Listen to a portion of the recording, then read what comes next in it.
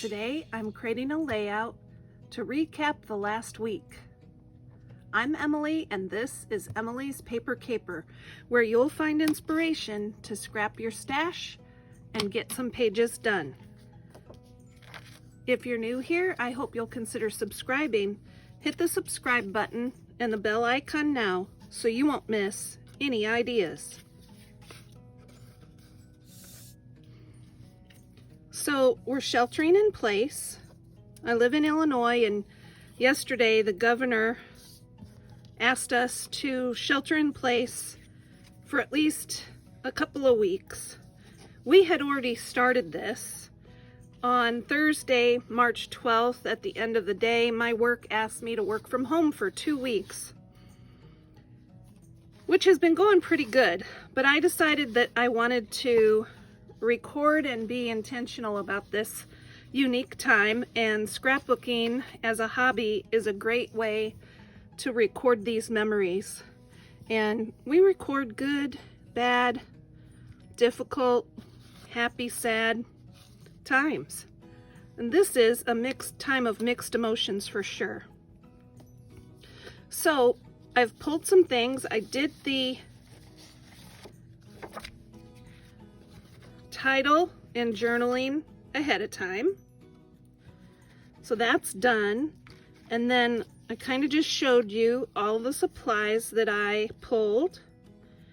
And then I've recently tried to organize my scrap bin.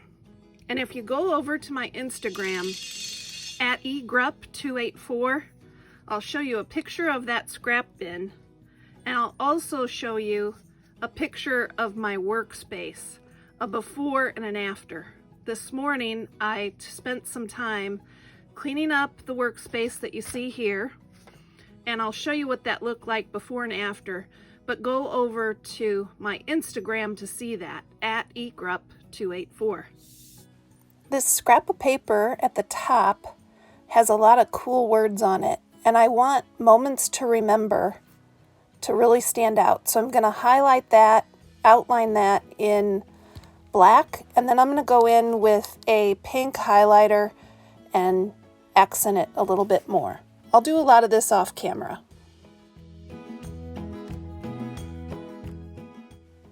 So I've just about got all that black outline done. But before I forget, I do want to clarify, when I say organize my scrap bin, I mean dump all the scraps that I've had in various places into one place. They are actually not organized. I just rifle through and find what I need, and it is a huge bin. So let me know if that drives you crazy when you see it on Instagram, but that's just how I roll. I don't want to take the time to organize those. I would much rather just rifle through and find something that looks good or sparks creativity in me. So my first pass with that pink highlighter is done on Moments to Remember. A friend gave me these little mini calendar pages, and I decided for this page it would be good to highlight the exact dates that I'm referencing with this page. And then that'll be an element on the page.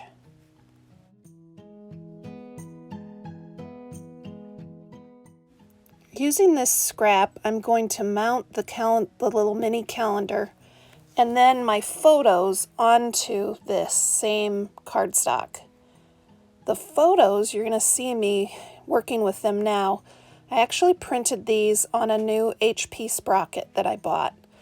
The price of these came way down, and I went and bought one. I have wanted one for some time.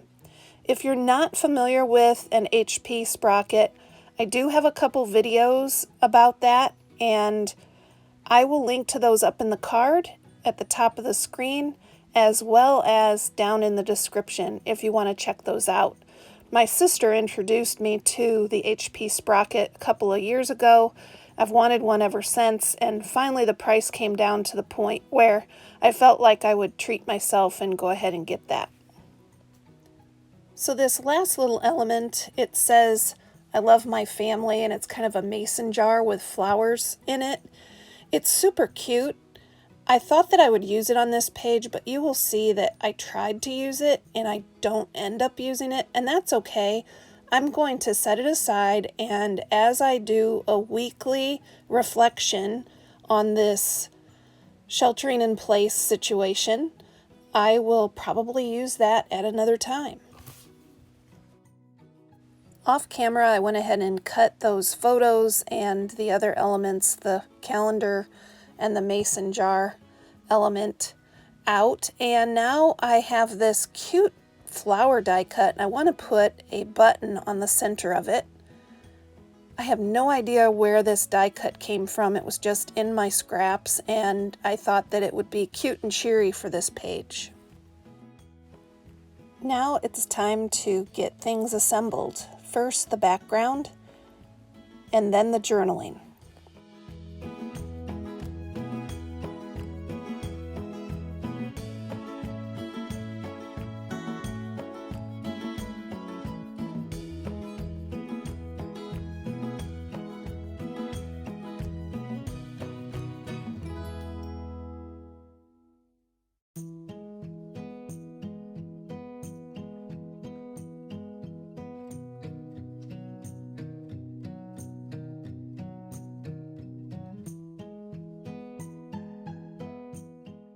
Off camera, I went back in and added more pink to Moments to Remember. Now I want to arrange the photos and the other elements that I have on this right-hand side of the page. I kind of have to experiment with things just a little bit until I find exactly the arrangement I want. But I'm thinking kind of a little bit of a collage type of thing, and I want some of the elements to overlap, but I want it to feel balanced too. So I have to really kind of experiment a bit until I find exactly what I'm comfortable with. Along the way, I realized that I just can't fit the cute little mason jar element, and so I stopped trying to use that and go with a few less items, and then things fall into place just fine.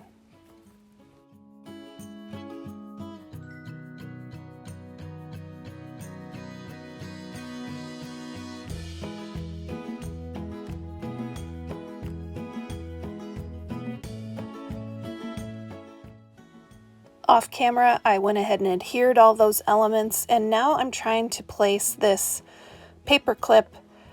I'm trying to use my stash, and this little paper clip has been in my stash for some time, and I thought, come on, go ahead and use that thing. You've got to start using some of these cute things. And I think it's good. I'm going to call this done, and I'll leave you with close-ups, but before I go, please share with me, what are you doing during this time? Do you have special projects? Are you getting more done? Getting organized? Are you doing any scrapbooking about this experience? I'd love to hear about it, either here in the comments or over on Instagram. Until next time, keep on scrapping, everybody. Thanks for watching.